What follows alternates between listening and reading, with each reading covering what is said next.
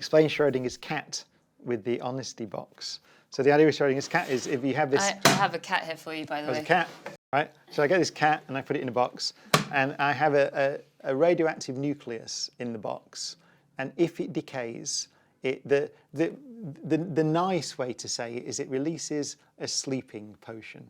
But in its original form, it releases poison. And so if it decays, it releases some poison, which kills the cat or puts it to sleep.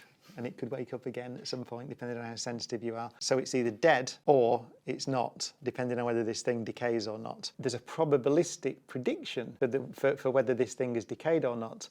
In just pure quantum mechanics, the nucleus is what's called in a linear superposition of states. So it's sort of some probability of being decayed plus some probability of being not decayed, and that's how you describe the nucleus. So that would suggest that's how you describe the cat. So the question is the correct description of this cat both alive and dead with some different probabilities that can change over time? But is that the correct description? And then you open it, of course, you see that it's one or the other.